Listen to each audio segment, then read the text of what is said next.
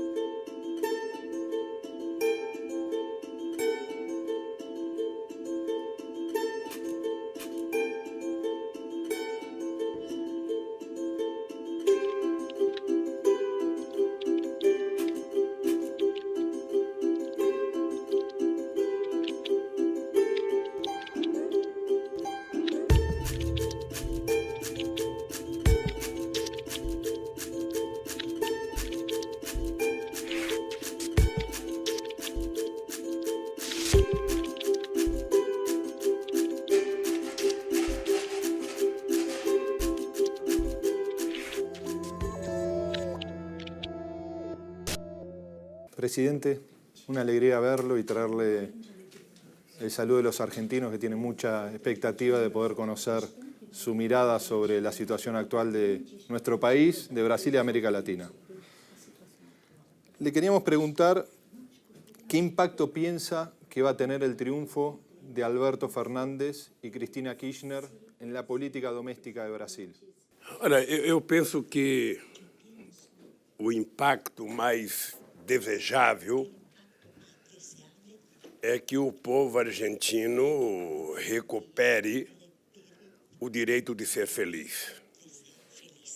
O povo argentino já viveu a experiência do governo do Kirchner e da Cristina e viveu a experiência do Macri.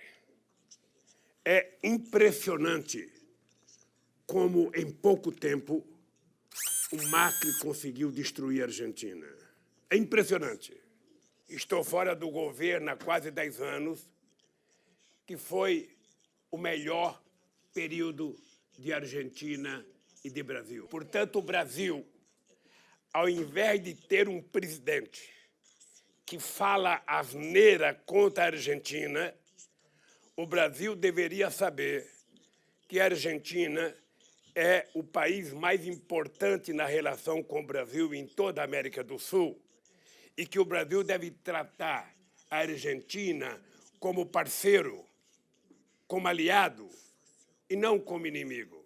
Chega do tempo dos militares, que quando estava se construindo Itaipu, os militares argentinos falaram em construir bomba atômica, dizendo que Itaipu era para inundar Buenos Aires. Ou seja, o Brasil precisa de paz. O Brasil precisa de harmonia com a Argentina, de harmonia com todos os países, para que a gente possa, em tempo de paz, em tempo de democracia, crescer e melhorar a vida do povo que nós representamos. É isso que o Brasil precisa.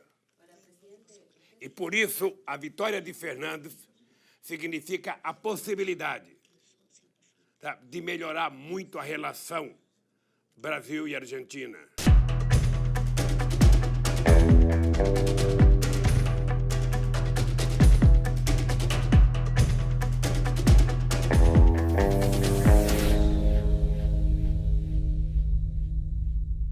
Presidente, si tuviera que darle una sugerencia o un consejo a Alberto Fernández, que probablemente sea el próximo presidente de Argentina y que se encuentre con una crisis, se va a encontrar con un escenario económico, político y social muy complejo, ¿qué le sugeriría, qué le diría, qué le aconsejaría? Olha, o conselho que eu poderia dar ao meu amigo Fernandes é um só. Governar para o povo pobre. Não mentir nunca para o povo que tem expectativa na melhora da Argentina. Não aceitar o terrorismo que o mercado cria. O mercado não tem interesse no povo argentino. O mercado tem interesse em ganhar dinheiro. O mercado não se preocupa se as pessoas estão passando hambre, se as pessoas estão morando na rua. O mercado quer saber se há rentabilidade. E Fernandes tem que ter um compromisso com Deus e com o povo. Não mentir nunca para o povo e governar prioritariamente para o povo trabalhador e o povo pobre argentino. É esse conselho que eu poderia dar para o companheiro Fernando e para a companheira Cristina. Presidente, ¿qué le da fuerza para empezar cada día? Olha, primeiro eu tenho vontade de viver muito. Eu não sei porquê, mas eu tô crendo que vou viver 120 anos. Então, quem vai viver muito precisa ter muita força, porque senão a vida fica chata. E eu, Nicolas, eu sei por que eu estou aqui. Eu estou aqui condenado por um ex-juiz mentiroso, por um promotor mentiroso e canalha, e por alguns delegados que fizeram inquéritos mentirosos contra mim. Eu poderia não estar aqui. Eu poderia ter saído do Brasil. Mas eu vim para cá porque tem 4 pessoas que sabem da verdade dos processos contra mim. Eu, Deus, o juiz e os promotores. Eles sabem que estão mentindo. E Deus e eu sabemos que eu estou com a verdade. É por isso que eu estou aqui. Estou aqui para provar a minha inocência. Aliás, eu já provei a minha inocência, eu quero que eles provem a minha culpa. Eu estou esperando que eles apontem uma culpa. Eu estou esperando que eles apontem $1 errado na minha vida. Ou seja, na verdade, o crime que eu cometi neste país foi provar a uma elite brasileira politicamente canalha que é possível o povo pobre comer filé e contra filé, que é possível o povo pobre viajar para Bariloche, para Buenos Aires, para Miami, de avião, que é possível a pessoa ter uma casa, que é possível a pessoa entrar na universidade, que é possível a pessoa participar de uma escola técnica, de que é possível a pessoa ter acesso à cultura, ao lazer, de frequentar um teatro, um cinema, um restaurante. Esse foi o crime que eu cometi, de gerar 22 milhões de empregos com carteira profissional assinada, de aumentar 75% o salário mínimo,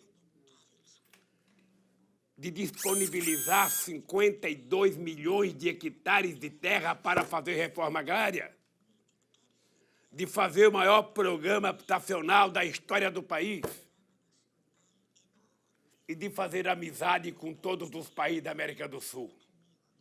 Foi o momento da cordialidade. Foi o momento em que nós não tínhamos contenciosos. Foi o momento em que nós sonhamos. Kirchner, Lula, Chaves, Rafael Correia, Tabaré, Pepe Mujica, sonhávamos em construir um bloco econômico forte, desenvolvido tecnologicamente, para que a gente pudesse disputar a exportação de produtos de valor agregado e não apenas commodity. Eu ainda continuo com esse sonho. E é por isso que eu tenho força, porque ainda quero estar vivo e quero ajudar a derrotar essa gente ruim, maldosa, que não gosta dos pobres, que só governa para o mercado. Aqui no Brasil faz um ano que não se fala de emprego, que não se fala de salário, que não se fala de renda. Só se fala de privatização e de enxugamento da máquina pública. A minha disposição de brigar, Nicolas, é como se eu tivesse 20 anos de idade. Aqui e lá fora. E eu acho que eles têm medo de me soltarem. Porque eles sabem que quando me soltarem, eu vou para a rua. Eu vou para a rua. Tenho vontade de ir para a porta da Rede Globo de televisão desmentir ela. Que faz 10 anos que conta mentira a meu respeito. Eu tenho vontade de fazer um debate com o canalha do juiz que me julgou e com o promotor que me acusou. Que eu quero que eles digam aonde eu errei. Então é por isso que eu tenho força. Porque quem tem a verdade não tem que ter medo. Quería saber si usted confía, cree en la justicia brasileña, en las instituciones, ¿no? En general. Gisela, eu poderia fazer uma pergunta a você, e é uma pergunta que eu me faço todo dia. O dia que eu deixar de acreditar na justiça, eu fico me perguntando o que eu vou fazer.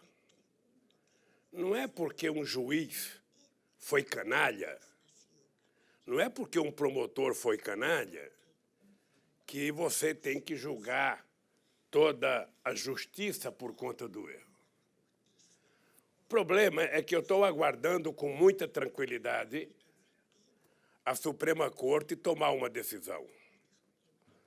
Eu tenho 2 habeas corpus para ser votado.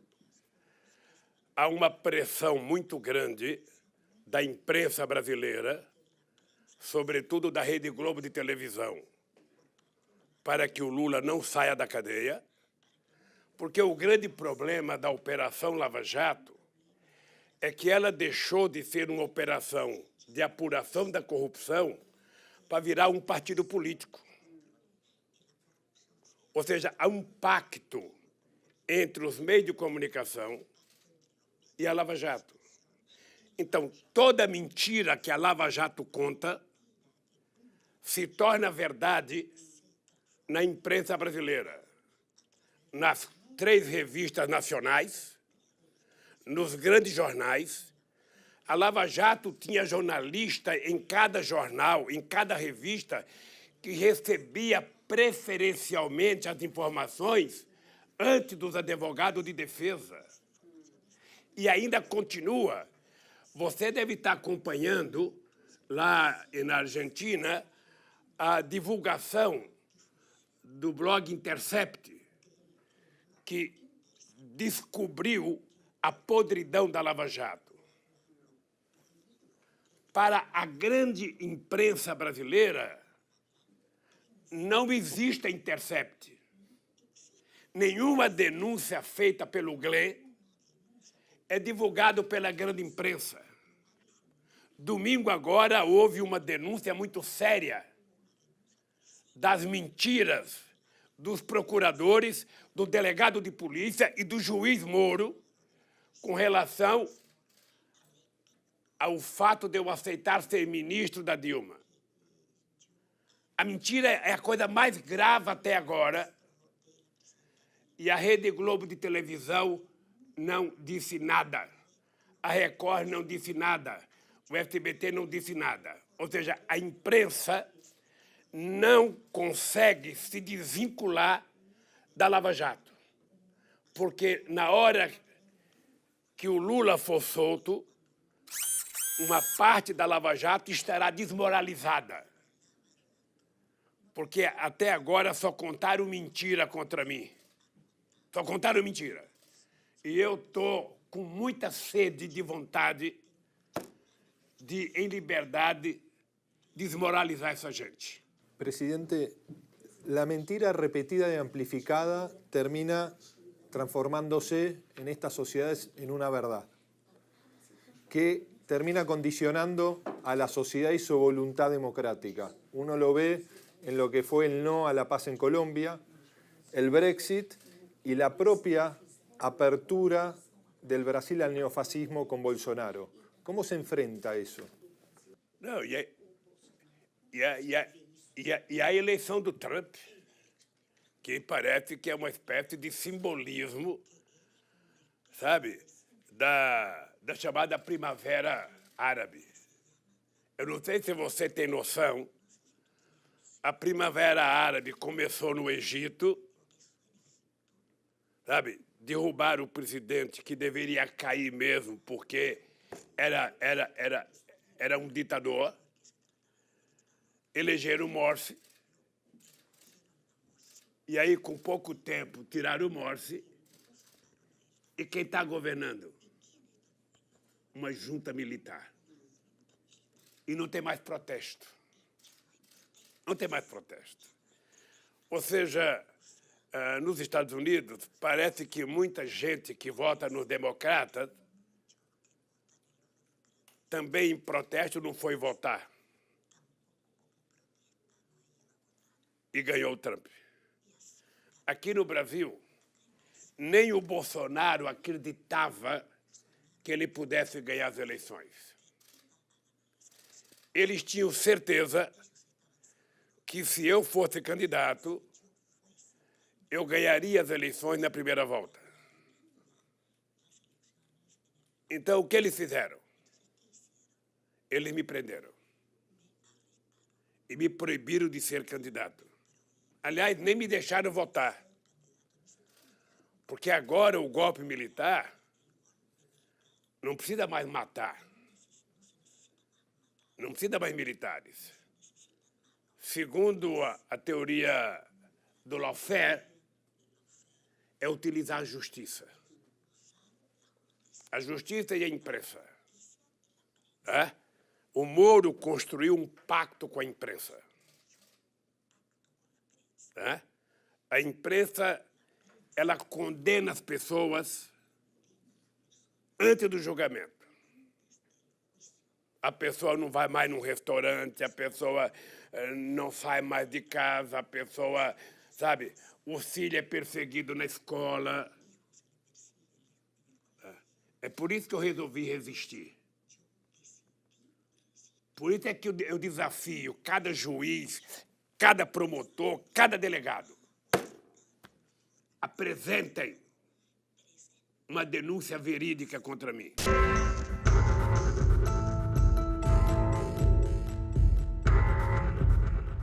Eu vou porque eles vão dizer a partir da manhã que o Lula está foragido, que o Lula está escondido. Não, eu não estou escondido. Eu vou lá na barba deles, para eles saberem que eu não tenho medo, para eles saberem que eu não vou correr e para eles saberem que eu vou provar a minha inocência.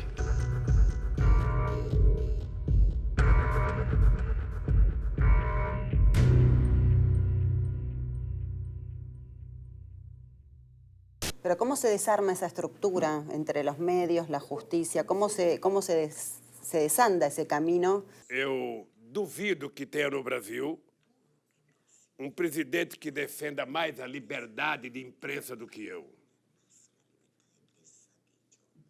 Duvido. Nunca fui almoçar ou tomar café com o dono de um jornal de televisão para pedir um favor. A única coisa que eu quero e que faço questão é que eles existem para bem informar a sociedade e não para mentir para a sociedade, não para construir mentiras. E aqui no Brasil foi construído muita mentira. Se você levar em conta que o principal jornal do Brasil da televisão, num período de uma pesquisa feita por uma professora da Universidade Federal de Minas Gerais, em pouco mais que um ano, tem 80 horas no principal jornal dessa televisão falando mal do Lula. E, ao mesmo tempo, tem mais de 100 horas transformando o juiz mentiroso em herói. Ou seja, eles pensavam que a mentira ia vencer. E eu estou aqui para dizer para vocês, a verdade vencerá.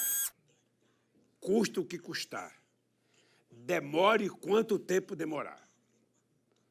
Mas o povo brasileiro vai saber a verdade. E saberá que essas pessoas que me acusaram não têm caráter. Utilizaram da justiça para fazer política. E o objetivo principal era não permitir que o Lula voltasse a ser presidente da República desse país.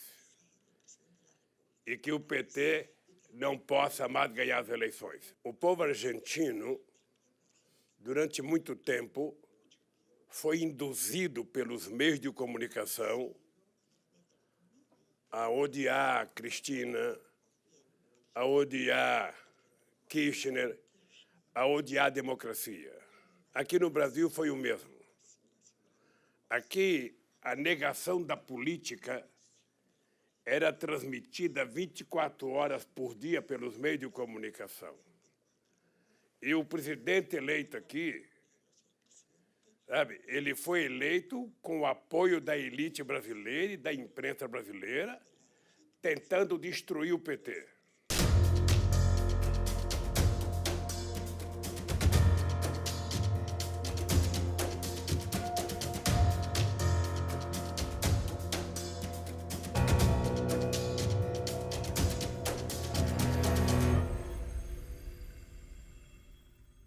Presidente, en el 2007, cuando charlamos en el Instituto Lula, le preguntábamos si usted imaginaba, cuando dejaba la presidencia, si se podían vivir tantos retrocesos en Brasil. Nos dijo que no. ¿Hasta dónde piensa que puede llegar hoy la degradación institucional y política de Brasil? Nicolas, eu fico assustado, porque eles transformaram o desmonte dos direitos trabalhistas da Previdência em conquistas. Ou seja, nós temos hoje no Brasil mais de 40 milhões de pessoas trabalhando na informalidade. 12% de desempregado, 4 milhões de pessoas que já estão totalmente desalentadas. Ou seja, e eles, tirando todos os direitos dos trabalhadores, eles dizem na televisão que vai melhorar. É como se o povo brasileiro tivesse anestesiado. Por isso é que eu quero sair daqui. Porque eu preciso ir para a rua falar com esse povo e dizer a verdade sobre esse governo e sobre essa gente que está governando o Brasil. Eles, a pretexto de combater a corrupção, deram um prejuízo à economia brasileira de mais de 140 bilhões de dólares. Milhões de pessoas perderam o emprego. Destruíram as grandes empresas da construção civil e de engenharia. Ou seja, fizeram uma destruição na nossa indústria naval, que tinha 2.000 trabalhadores quando eu cheguei na presidência e que estava com 86 mil trabalhadores. Nós agora estamos contratando sondas para extrair petróleo, 12 sondas por 30 bilhões, quando a gente poderia fazer no Brasil, gerar emprego e distribuir renda. Aqui no Brasil, o processo de privatização está pior do que o Menem fez na Argentina. Essa gente não está governando o Brasil, essa gente está vendendo o Brasil. É ódio contra a América do Sul, ódio contra a América Latina, ódio contra a África e lambendo botas do governo americano. E aqui, parece uma coisa como se fosse uma febre amarela, como se fosse uma doença sem cura. Ou seja, não tem uma palavra de otimismo a essa população. Não tem uma palavra falando de emprego, falando de salário, falando de renda. É só bobagem o dia inteiro. E ofende o povo argentino, e ofende o Fernandes, e ofende a Cristina, e ofende a Venezuela, e ofende a França, e ofende todo mundo. Ofende a Michelle Bachelet, ofende a democracia. Ou seja, esta semana, o filho desse presidente disse que não é possível consertar o Brasil na democracia. O que ele quer dizer? É preciso que haja um regime antidemocrático? Hitler falava isso, Mussolini falava isso, e quantos ditadores falavam isso? Você lembra, no tempo do Menem, no tempo do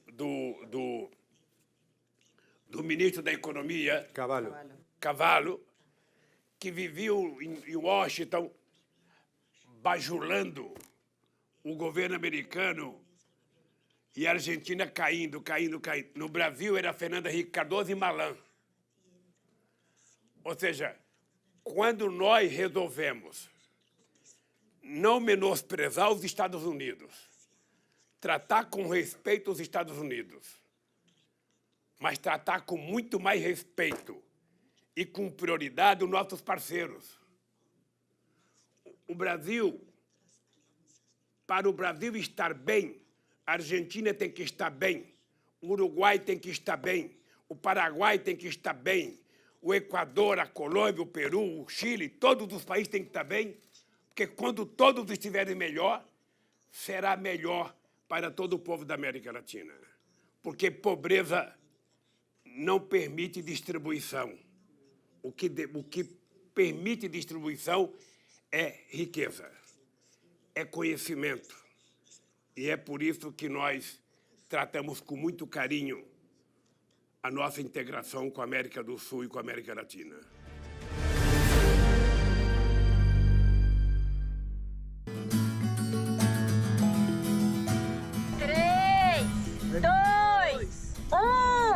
Boa tarde, presidente Lula!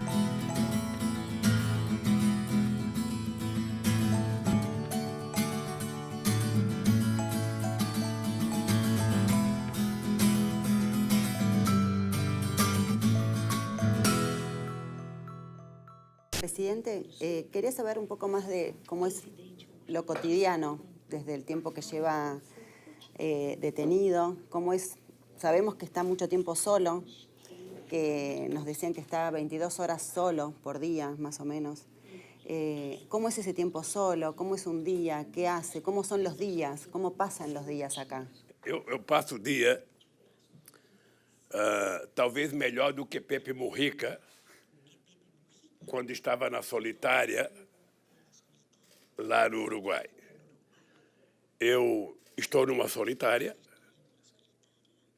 eu recebo os meus advogados, que vêm todo dia aqui, e a família que vem, um irmão e os filhos, uma vez por semana.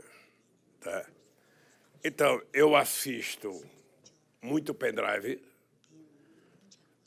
que eu recebo dos meus amigos sobre as novidades políticas do Brasil e do mundo.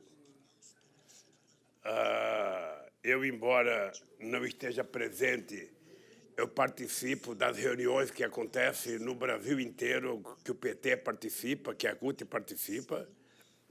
Eu recebo reunião que tiver em Buenos Aires, que o PT estiver presente, eu recebo um pendrive e assisto a reunião, eu assisto muito debate, leio mais do que já li na minha vida. ¿Está leyendo algo particular? Leio. Eu estou lendo muito sobre o Brasil, muito sobre economia. Estou muito interessado em ler sobre a relação Brasil-África, sobre a escravidão aqui no Brasil. E leio outro tipo de livro. Eu recebo muitos livros. Então, eu fico impactado com algumas coisas. Ou seja, a escravidão me impressiona demais. O que aconteceu nesse continente durante mais de 300 anos. E o desprezo que a elite latino-americana tem pelos negros, que prestaram tanto serviço para esse país. É por isso que, quando eu estava no governo, eu tinha uma preferência pela América do Sul e pela África, porque eu achava que o Brasil deveria criar novos mercados, novos parceiros, e que a América do Sul, eu não sei se você percebeu, que não tem nenhum país altamente desenvolvido da América para baixo. Toda a América Central, todo o Caribe, toda a América Latina é pobre. Só os Estados Unidos e o Canadá são ricos. E me parece que eles trabalham para a gente continuar pobre. Será possível que em 500 anos a gente não conseguiu criar uma Holanda, criar uma Dinamarca, criar, sabe, uma Noruega, uma Finlândia aqui na América Latina? Será possível?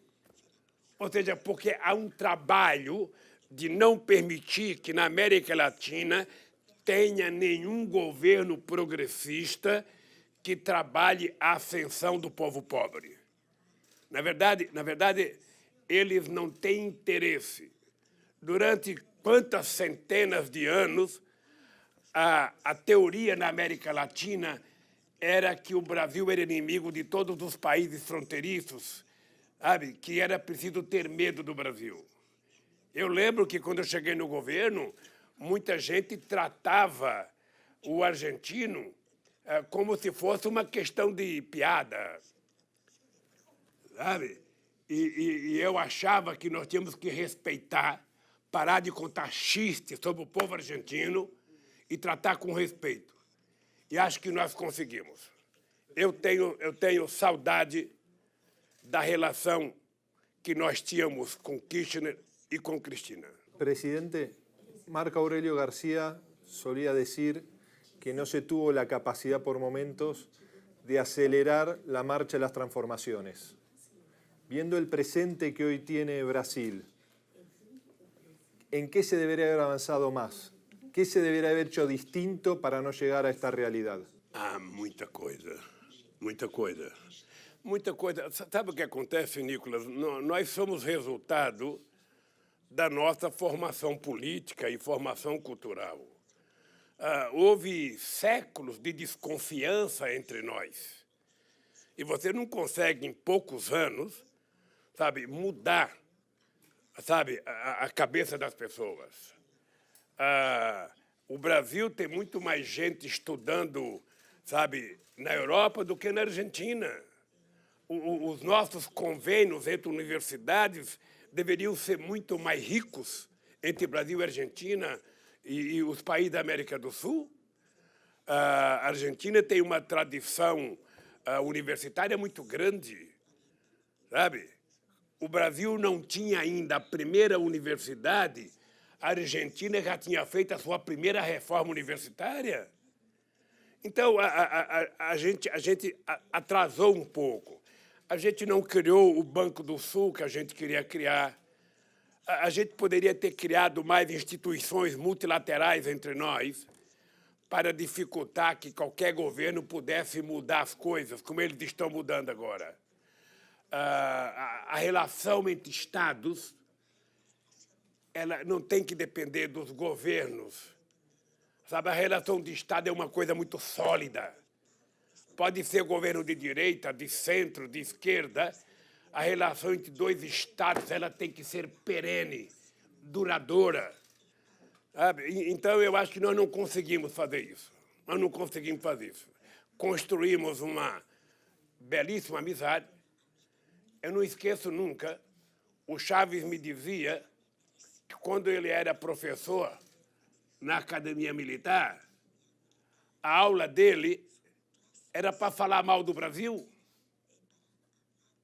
que o Brasil era inimigo da Venezuela, que era preciso tomar cuidado com o Brasil.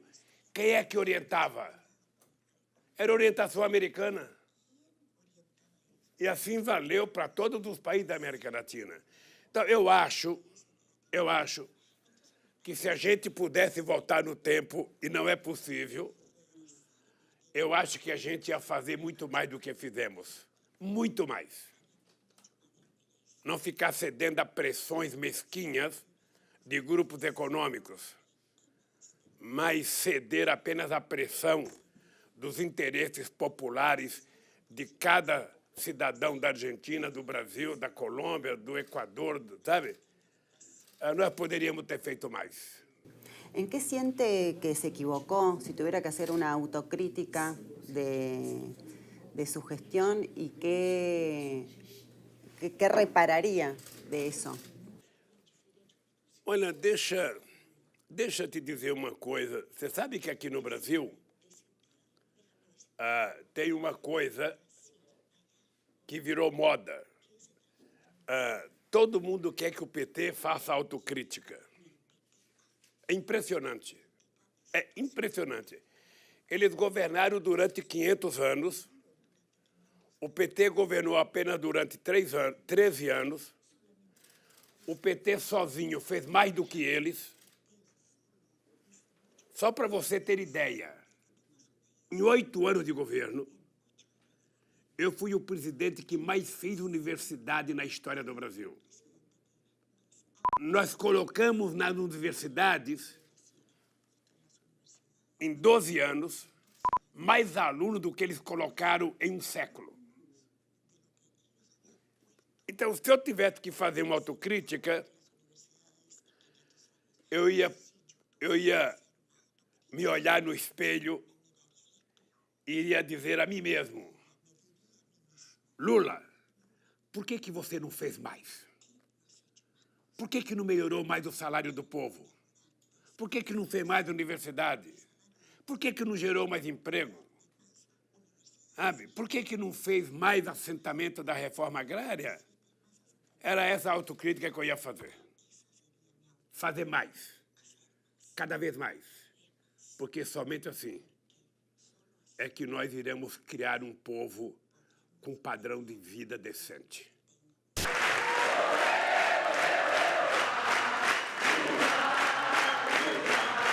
Apesar das nossas diferenças, nós hoje estamos convencidos que não existe saída individual para nenhum país.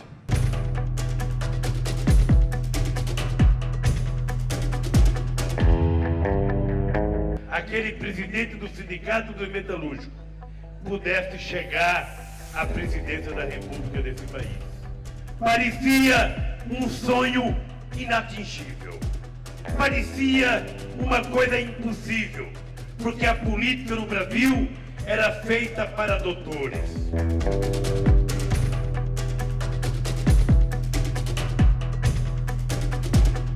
¿Qué es lo primero que va a hacer cuando recupere la libertad? Sair daqui. E pretendo volver a fazer política, a andar pelo Brasil, a andar pela América Latina, fazendo o que eu sei fazer. Política. E quero que você saiba de uma coisa. Tá? Eu quero que você saiba de uma coisa antes. Eu estou namorando e pretendo casar quando sair daqui. ¿Está enamorado?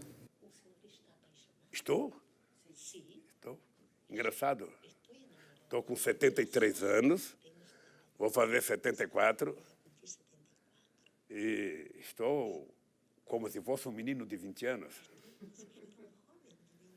Eu digo todo dia que eu tenho 74 anos, energia de um jovem de 30,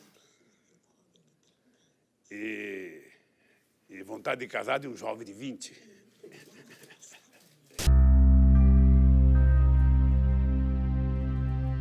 Não é todos os dias que se encontra uma das figuras mais significativas do século XXI e a pessoa que, por direito, devia ser o próximo presidente do Brasil. I support him because he is the people's president. Lula son todos. Todos los que tienen problemas en la inmensidad de América Latina. No se olviden. Gracias.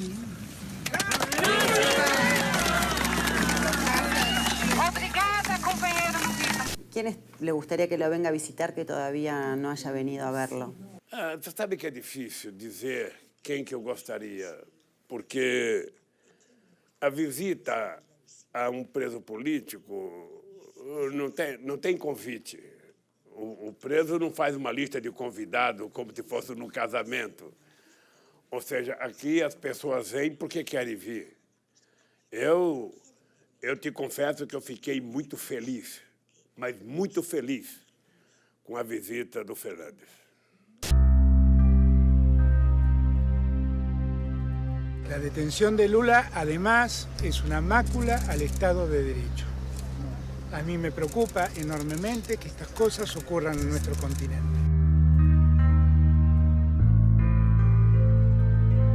Muito feliz, muito, muito, muito. Eu acho que foi uma atitude dele que cresceu muito, cresceu muito. Eu já tinha respeito por ele e cresceu muito o respeito pela coragem dele. Sabe, a vinda do Pepe Mujica, com mais de 80 anos, é sempre interessante. O Dualde veio aqui também já um pouco doente, me visitar. Então, eu sou agradecido, mas eu não posso dizer. A semana que vem vou receber o Chico Buarque aqui. Ele vem junto com o Esquivel, sabe? É sempre muito bom. É pouco tempo, é só 1 hora de visita, sabe? E eu falo muito, então... Presidente, ¿y cómo procesa la ausencia de Marisa y de Arthur acá desde la prisión? Olha, o Brizola, ele me dizia que a gente não tem que ter pressa com a morte. Ou seja, uma pessoa ela vai diminuindo a presença na medida que o tempo vai passando. E você não vai fazer... Eu vivi 43 anos com a Marisa, então eu não quero esquecê-la. Você não esquece nunca o neto, sabe? Para a vida inteira, você vai lembrar do neto, dos seus irmãos. O que é importante é que você tem que ter clareza que, apesar da morte, você precisa lembrar das coisas boas e tocar a vida para frente. Sabe? Eu sou um homem que gosto da vida e, embora já tenha 73 anos, eu ainda quero viver intensamente a minha vida. Eu gosto de viver, gosto de fazer política, sabe? E é isso que eu sei fazer. E se você namora e está apaixonado, você vai fazer política muito mais prazerosamente. Você vai estar sempre com um sorriso no rosto quando você estiver conversando com as suas pessoas. Bueno, el amor ocupa un lugar central en su vida, entonces, en todo sentido. Eu sinceramente, não sei se um ser humano é capaz de sobreviver sem amor. Eu não sei. Eu, sinceramente, não sei. Eu acho que o ser humano precisa do amor para ele viver, para ele ter força, para ele ter motivação, sabe? E não é só o amor na sua relação pessoal, é o amor ao seu povo, é o amor ao seu país, é o amor à causa. É um amor à causa, ou seja, quanto mais eu leio, sabe, sobre a história do Brasil, quanto mais eu vejo as injustiças que se fez nesse país, mais eu tenho vontade de lutar. Mais tenho vontade de lutar. Eu acho que se eu conhecesse o tanto de história que eu conheço hoje, há 50 anos atrás, eu teria virado um revolucionário. Por não saber, eu virei um político, um democrata, sabe? E a diferença é que eu tenho lado.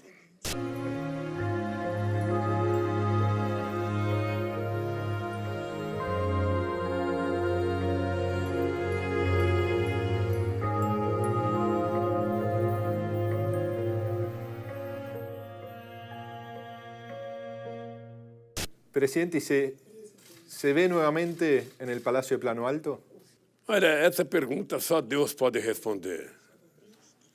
Eu, na verdade, tenho consciência que o meu papel agora é contribuir para que outras pessoas, sabe, mais jovens do que eu, com mais energia do que eu, com mais vontade do que eu, com mais vontade eu não acredito, mas outras pessoas, o Brasil tem muita gente boa, sabe? Tem vários governadores interessantes, tem gente nova na política. Eu espero que o Brasil não precise de mim. Eu espero que a gente tenha novos quadros, novas mulheres, novos homens, para poder participar do processo eleitoral.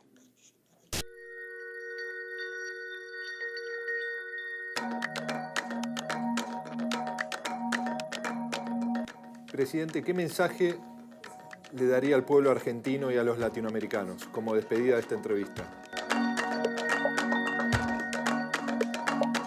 Eu quero dizer ao povo argentino e ao povo brasileiro, nós precisamos de muita democracia.